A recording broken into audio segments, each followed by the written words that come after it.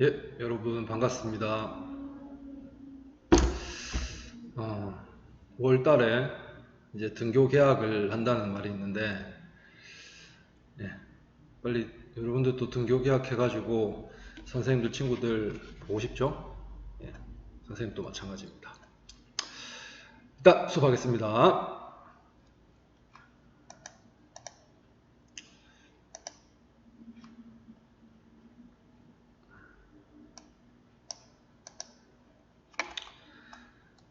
자, 오늘 배울 부분은 유언과 상속입니다. 유언과 상속. 자, 여러분들 이제 뭐 부모님이 돌아가시거나 아니면은 뭐 이러면은 우리 상속을 받잖아요. 근데 그런 경우에 두 가지 형태의 상속이 있어요. 첫 번째는 뭐냐면 유언으로 하는 상속입니다. 유언으로 하는 상속입니다. 자, 유언 상속이 있고, 두 번째는 뭐냐면 특별한 유언이 없을 경우에는 법으로 정해진 상속을 합니다. 이게 법정 상속입니다. 그러니까 크게 유언 상속이 있고 법정 상속이 있다는 거 기억하십시오. 자, 시험에는 법정 상속이 훨씬 많이 나옵니다. 하지만 유언 상속도 여러분들 당연히 아셔야 됩니다. 자, 유언 상속 먼저 볼게요. 유언 상속은 엄격하게 법에서 정한 방식대로 해야 효력이 발생합니다. 왜냐하면 여러분들 뭐 예를 들면 되게 엄청난 재력가다. 정말 뭐 재산이 몇백억대 재력가다. 그 사람이 사망하면은 만약에 공 한 개 더 붙이거나 공 한 개 빼거나 이런 거에 따라서 자식들이 받을 수 있는 그 상속이 엄청 달라지겠죠. 위조 가능성도 되게 높을 거야. 그래서 엄격하게 우리 민법에서는 총 5가지 방식의 유언만 인정합니다. 첫 번째가 뭐냐면 자필 증서고요. 두 번째는 녹음, 세 번째는 공정 증서, 네 번째는 비밀 증서, 다섯 번째는 구수 증서인데요. 요 5가지만 자, 민법상 효력을 갖춘 유언으로 인정합니다. 그럼 만약에 여기서 그 형식을 제대로 못 갖췄다. 유언을 남기긴 남겼는데 그 형식을 제대로 못 갖췄다. 그럼 어떻게 됩니까? 예, 법정 상속으로 넘어가는 거예요. 무슨 말인지 알겠죠? 자, 그러면 어떻게 하냐면 자, 첫 번째 자필 증서는 직접 자필로 해야 됩니다.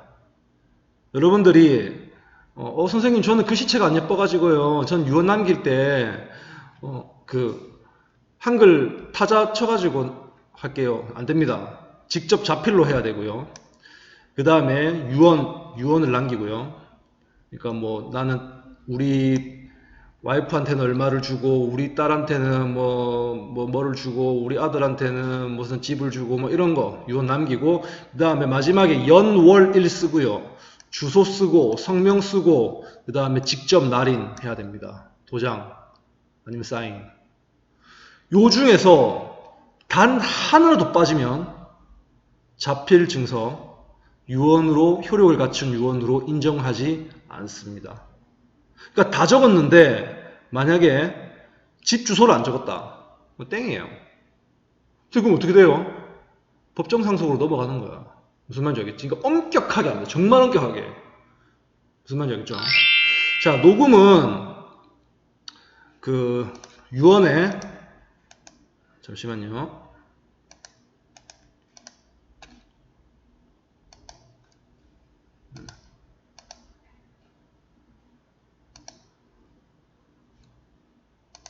자, 녹음은 유언의 취지와 연월일 성명을 구술 말로 하고 증인이 유언의 그 정확함과 내가 적은지 뭐라 적은지 모르겠다. 잠깐만.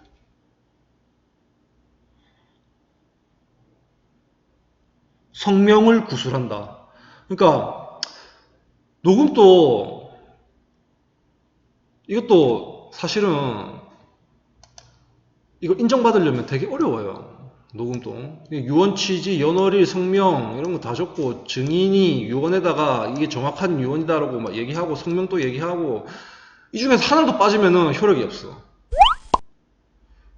자, 그래서 제일 그 안전한 방법이 선생님 개인적으로 생각하기에는 이 공정증서입니다. 공정증서. 내가 집에 돈이 되게 많다. 내가 재산이 되게 많다. 근데 확실하게 유언을 남겨가지고 내 의사대로 상속을 해주고 싶다. 그러면 여러분들 공정증서 추천드립니다. 공정증서. 공정증서는 뭐냐면 공증사무소에 가가지고 이제 공증인이 기록을 보관하는데, 그러니까 공정사무소 주로 그 변호사 사무소거든요. 그러니까 변호사 보는 데서 이제 증인 2명 놔둬놓고 거기서 유언을 하는 거야. 그러니까 그 공식적인 변호사가 여러분들의 유언을 정식적인 효력을 갖췄다는 걸 그 인정해주는 그런 거죠. 공정증서는. 그러니까 제일 신빙성이 높겠죠. 예. 비밀증서는 여러분들 그 편지에다가 이렇게 해가지고 여기 도장 찍어가지고 못 열어보게 하는 거 있지. 이것도 형식이 있어야 돼. 근데 선생님이 지금 시간 제한상이 다 못 적는데 또 빡셉니다. 자, 구수증서는 뭐냐면 이게 질병 등 급박한 사유가 있을 때, 이거는 여러분들 그 진짜 죽기 직전에 막 또 유언 이렇게 막 남길 수 없잖아요. 그래서 죽기 직전에는 이게 유언자가 누워 있어. 누워서 겨우겨우 말을 하잖아. 아이고 우리 뭐 아들한테는 누구한테는 뭐 얼마 주고 우리 딸한테는 얼마 주고, 이거를 증인이 2명 있어야 돼. 그래서 증인 1명은 이 유언자가 말하는 거를 필기 낭독하고 그 옆에 있는 사람을 이거 제대로 적고 있는지 확인해야 돼. 이 사람이 자기한테 유리하게 적을 수도 있잖아. 그러니까 그 제대로 적고 있는지 확인해야 돼. 이거는 급박한 사유가 있을 때만 합니다. 그러니까 제일 확실한 방법은 공정증서일 겁니다. 공정증서. 알겠죠? 네. 그러면 영상 하나만 볼게요. 자필증서랑 공정증서가 보통 제일 많이 하거든요. 요거 나와 있는 거 한번 유튜브로 한번 볼 테니까 한번 보겠습니다. 잠시만요.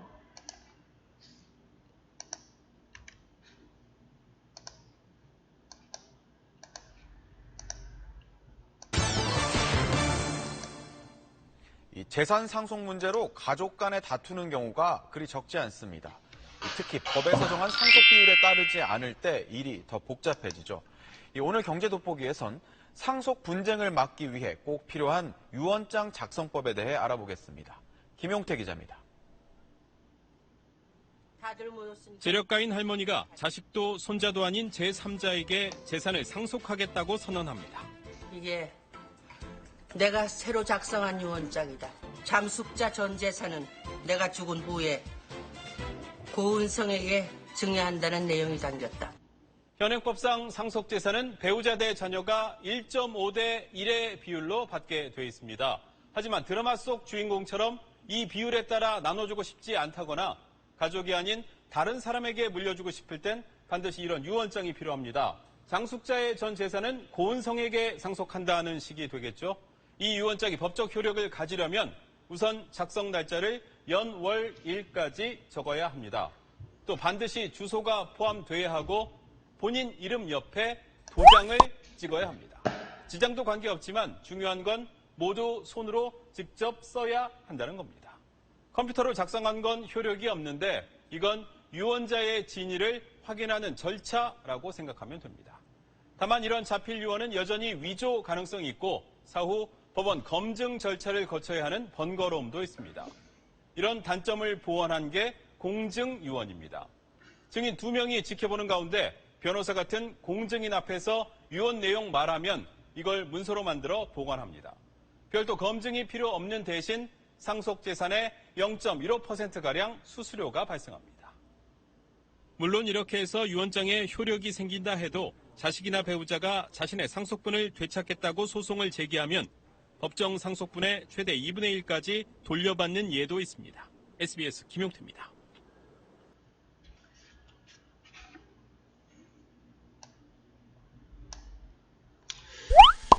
예.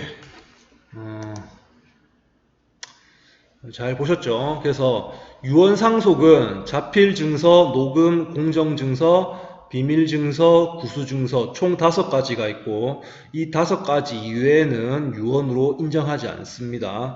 그리고 형식을 제대로 못 갖췄다면 예를 들면 자필증서의 경우 뭐 연월일, 주소, 성명, 사인, 날인, 중에서 하나라도 빠지면은 효력이 없습니다. 녹음도 마찬가지고 공정증서도 마찬가지고요. 비밀증서도 마찬가지고 구수증서도 마찬가지입니다. 그러니까 엄격하게 법으로 정한 방식대로 해야만 효력이 있고, 그러면 만약에 그 유언자, 그러니까 돌아가시는 분이 유언을 못 남겼다, 갑작스레 돌아가셨다, 또는 뭐 그 유언의 형식을 제대로 못 갖춘 유언을 작성해서 하셨다. 그러면 어떻게 하냐면 이제 민법상 정해져 있는 법정상속으로 넘어갑니다. 그래서 법정상속은 이거는 시험에 여러분들 엄청 자주 나오죠. 내신, 수능 가리지 않고. 그러니까 법정상속에 대해서 한번 배워보도록 하겠습니다. 이거는 여러분들 좀 제대로 이해하셔야 되겠습니다. 알겠습니까? 요거는 다음 영상